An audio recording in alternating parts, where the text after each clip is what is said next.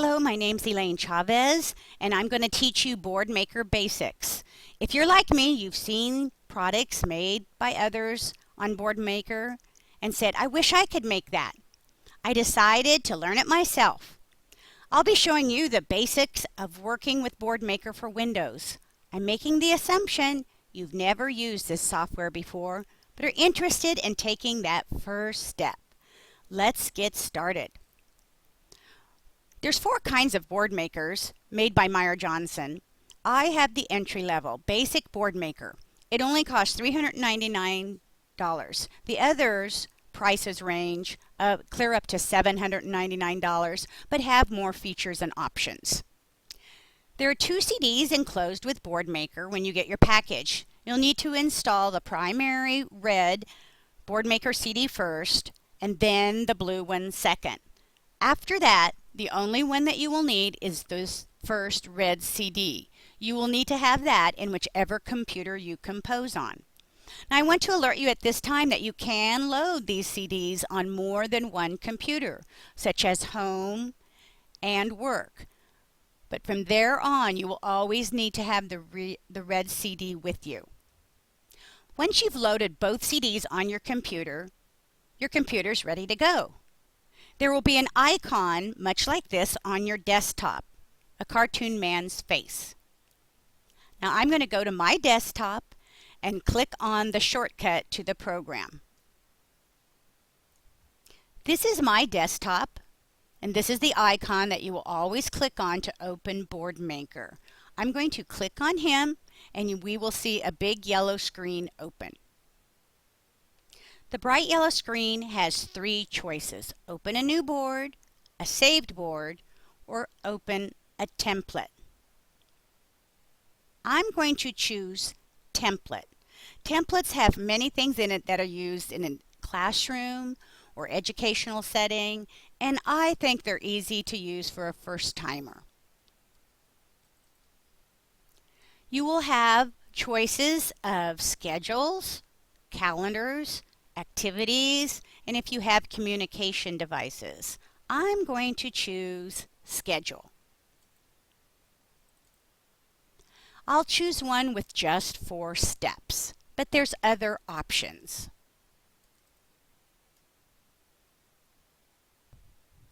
Before we go any further, we're going to do 2 things that will help us during the process. One is locate the Help button at the top of the gray toolbar. Click on Help and Help Topics. This will open up your user's guide.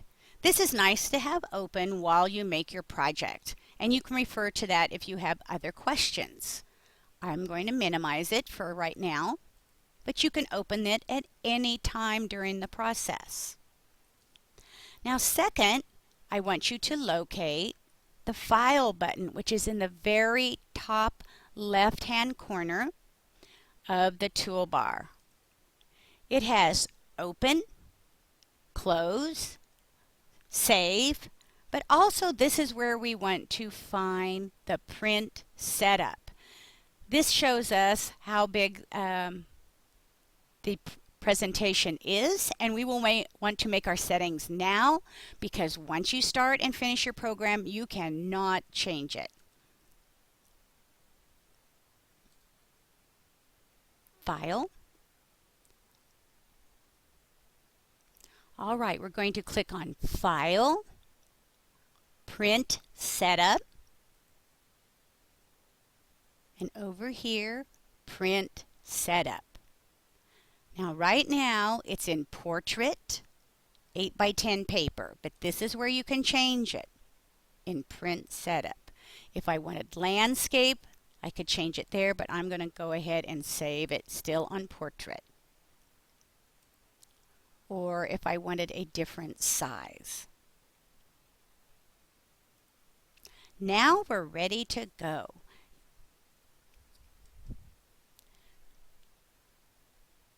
Another reason I like templates is because I can just delete a button if there's too many. Deleting buttons makes us fewer choices or fewer steps. I started with 4 buttons per row, But I decided that's going to be too many steps in this schedule. So on the toolbar, I will select on the left, I can put Edit and Cut. Or if I wanted to right click with my mouse on the button, I can put Cut and Yes. So you can do it one of two ways. Highlight the button, edit, cut. It will always ask you to make sure you want to do that. Or I can right click, cut. And it will always ask you, are you sure you want to do this? Yes. So now I have 3 buttons, 3 choices in each of the steps. And I think I want to make my schedule even shorter, so I'm going to delete this whole row by highlighting the button and deleting it.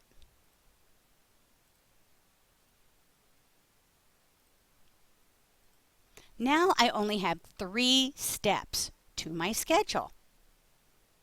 Now comes the fun part. I'm going to open my Cartoon Man again, which is the symbol finder, to make our schedule. It will open up a blue box like this, Symbol Finder.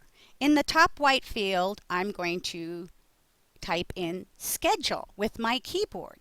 It finds me 2 choices. I can scroll back and forth on the arrows to see what my choices are, or I can present them in a thumbnail sketch which will show them all at the same time. Now, the second button that looks like an apple gives you the categories. And the third button will show you how to add a name if you want to name something different. So I will put School Schedule, and I will add that name to my choices. School Schedule has been added, and I'm going to put OK. So now if I look up schedule, it will give me choices. I'm going to name it School Schedule. I will highlight and click in the box where I want that, and there is School Schedule. Now I want to show you the toolbox down here. The toolbox will change the settings. If I just want it in English, I have that on line 1. But if I have ESOL speakers or second language learners, I can add a language and have 2 labels to my picture. I'm going to add Spanish. In this box, I can also use color symbols or just black and white.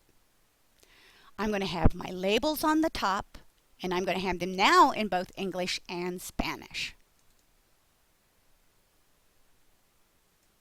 Now to add a symbol, you just click in the box after you have typed the word in the symbol finder. I typed in bell. I'm going to click in the box and it will add my bell. If I type in another word, walk, I can look at my choices and click in the area where I want the symbol. You now have a very nice start to your schedule. Once you have filled in all the spaces, and they are called buttons in Boardmaker, once you've filled in all the buttons with symbol, you will hit File and Save, much like a Word document. You now have a morning schedule. These are some of the resources that were very helpful to me when I was teaching myself Boardmaker. Good luck with your first project.